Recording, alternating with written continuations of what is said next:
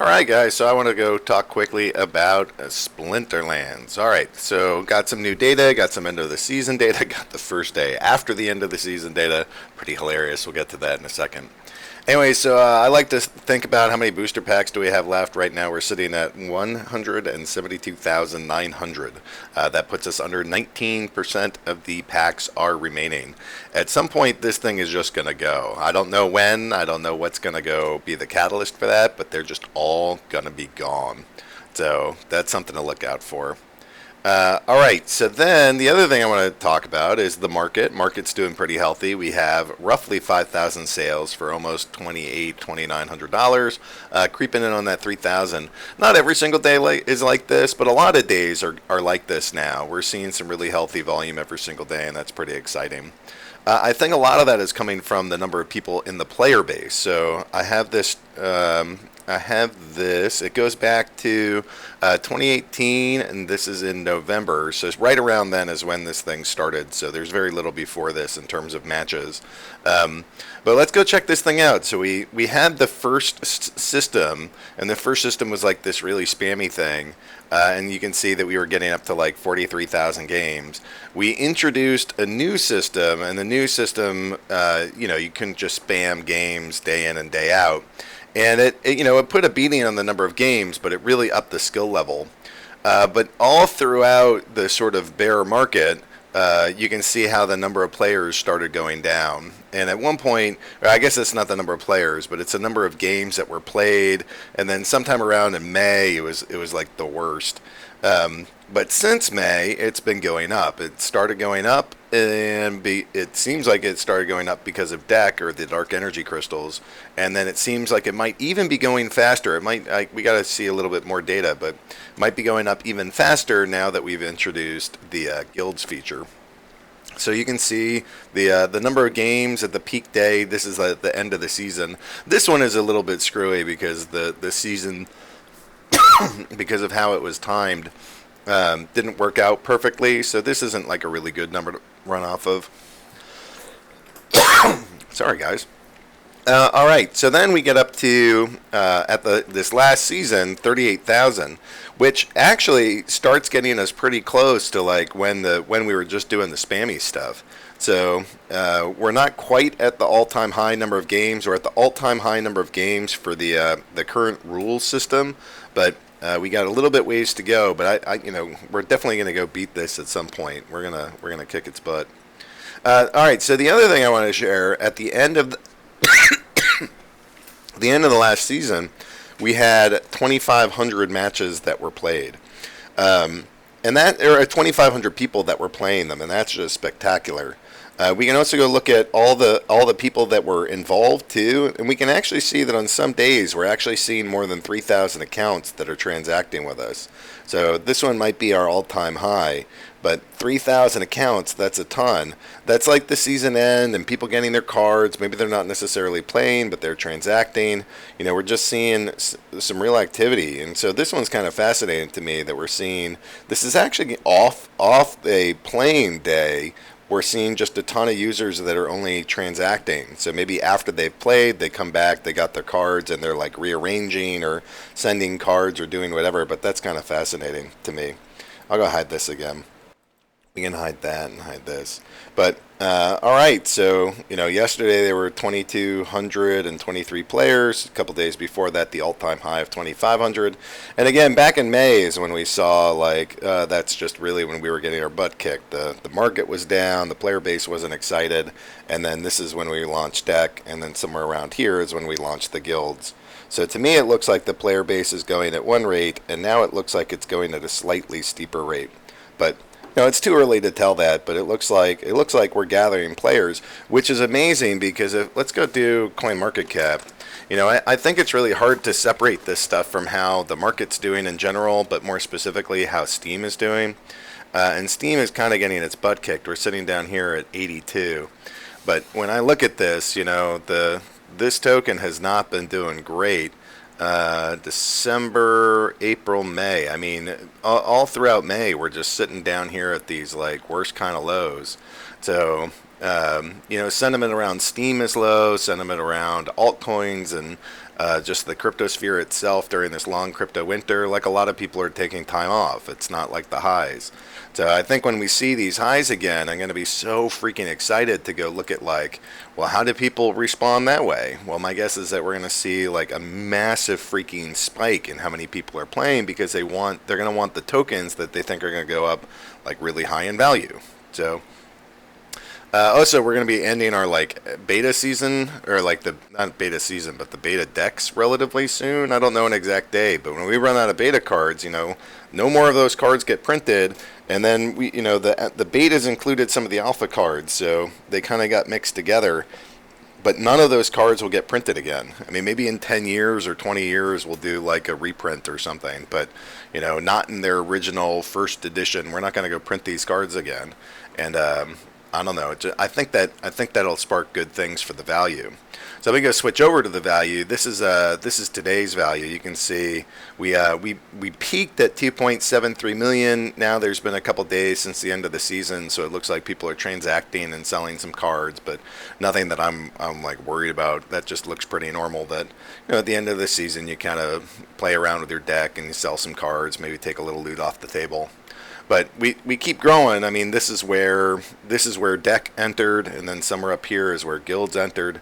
So literally, if we're at 2.61 million and this thing was just over, this is probably 1.2 million or something. So we have doubled the total market cap of all the cards since mid-May. 1, 2, 3 in 3 months we've doubled the market cap. I mean, that's pretty spectacular. I can't really ask for more than that. So that's growing really well. What was the other thing? You can see some card sales have been happening. J6969 and another J6969, but we've also had a couple of these other big deals that have come through here. So we're seeing 5,000, 4,000, 6,000, 7,000. Then we kind of go back and forth between like the 1,000, but on average over this entire time span, we've done just shy of 1,700 packs a day.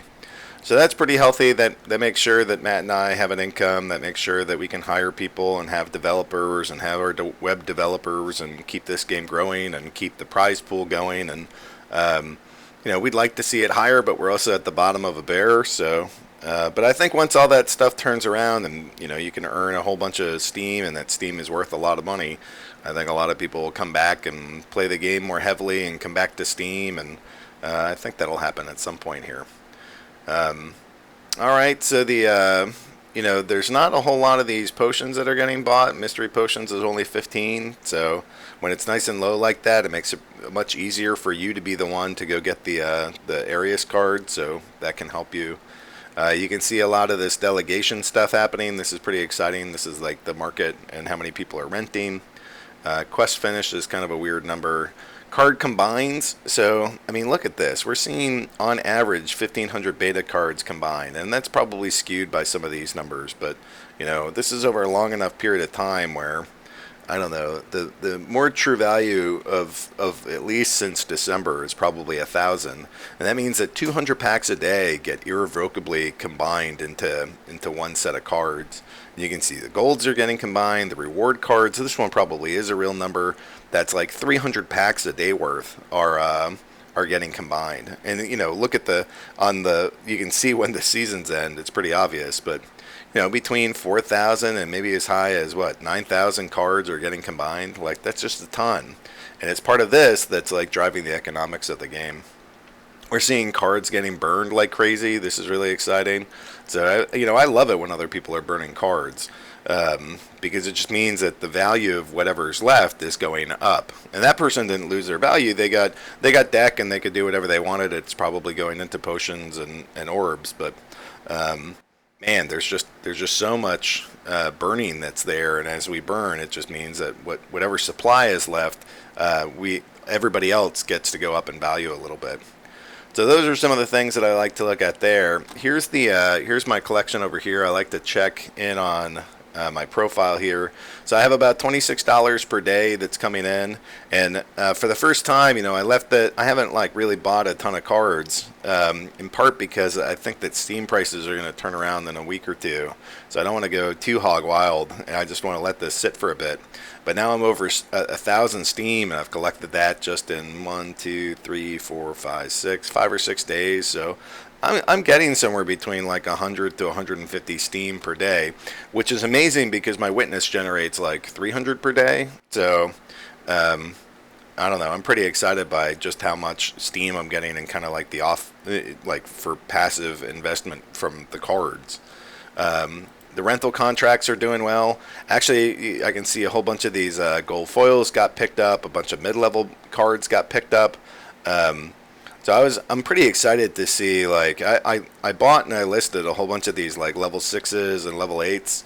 I thought that the market could use some mid-tier cards to help people kind of level up their decks, including some of the gold foils, and looks like I was right. People were pretty happy to go start renting these, and so I was excited to offer it. I was looking at, I would go to the market and I would go look at a card like, I don't know, this is fine. We can go look at the Saber Shark, and I'd look at the card rentals and be like, okay, that tells me I should probably go get some Saber Sharks. But oftentimes what I'm seeing is that at like the top 10, like when you're at the highest level, there's usually a whole bunch of cards that are available, but you look at around like level 8, there's really only one. Let's go find another card. So like here's Lyanna. But I want to go to card rentals, and then so you see like max. Oh, there's only one for level 6, and there's none for level 5. Like level 5 is the silver range, level 6 is closer to your gold range. So there's an opportunity to me to go provide cards in these kind of like mid-tier zones, largely because like there's not a ton of like diamond players. There are a bunch that's in the hundreds, but it's closer to in the thousands for the silver and the gold players. So there's a lot more people that are willing to go, or like need the kind of mid-tier cards than need the max level cards. So that's one of the things that I've had on my radar of I don't know, just thinking through how do I support not just like the mega like hardcores, but the people that are playing day in and day out and grinded it out a little bit. How do we support them and their efforts too? Right now I'm logged in with SMUSD. I don't know if you guys noticed, but I've been placing orders for deck. So every day I'm transferring Steam that comes in from the market purchases, and I'm buying deck. I've been putting it at this 0.005. So I think the market is a little hot right now. I think it's going to come back a bit. We'll see. Maybe I'm wrong, but I certainly if these things start expiring, I'll go put the orders back up. But this one's on the 10th, so it's only been there a week. So I have 3 or 4 more weeks, and frankly, I think if Steam goes up a little bit, then deck is going to come down a little bit, and I'll be able to go fill all these orders at 0.005. But we switched all the tournaments over to we switched all the tournaments over, and now they're all paying out in deck. So we have some deck, but we need to be able to go make sure that we can provide tournament prizes in deck. And if I go just like check out this one, that there's a lot of deck in there. I think it's like 140,000, or I think the most is like 150,000 for one of the tournaments that I've made. So it takes a lot of deck, and we have to keep purchasing deck to make sure that we have enough to supply the day's worth.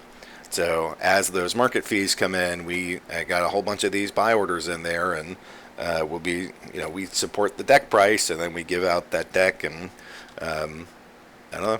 So far, so good, but that's what we've been doing. We're going to go cross, speaking of tournaments, we're going to go cross the $50,000 threshold. I think that's going to be sometime this week. So that's pretty exciting. I mean, I don't know a lot of games that have given out $50,000 to the players. More often they're sucking the wealth out of the players. But this is crypto. We're trying to turn the whole economic system around. So that's out there too.